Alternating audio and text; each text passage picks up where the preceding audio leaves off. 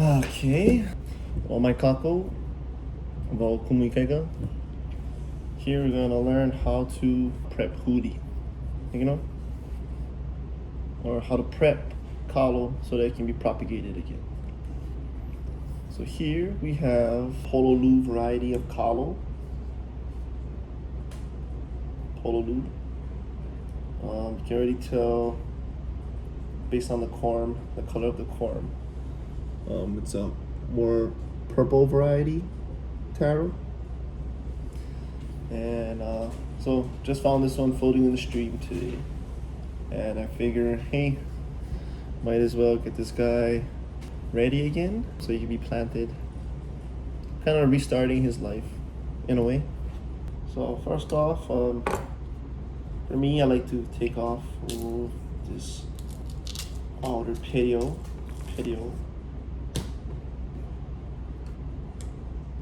So we just have two, just like the nane says, mokukipo, right, heads gone. Moku kahiu. So just want to show you guys the line you cut too far versus the line where it's just around the right place to cut.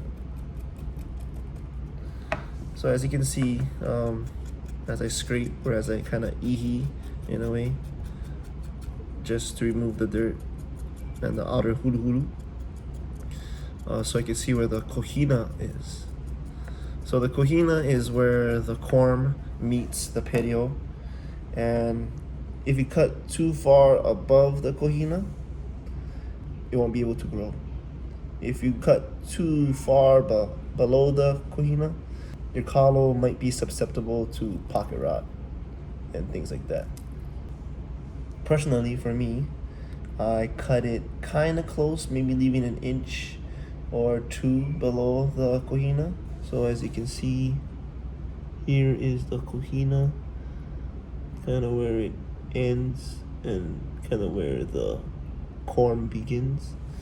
So we're gonna cut maybe like right below, right about here. So just cut it like so.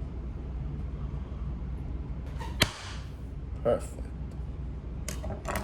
There you go. So all around has about an inch. There you have it. This is the huli. All you gotta do is put it back into the dirt or into your lo'i kalo, your taro patch, and you're ready to grow. Personally, here's a tip. I like to soak my huli for 2 to 3 days in FAA or fish amino acid.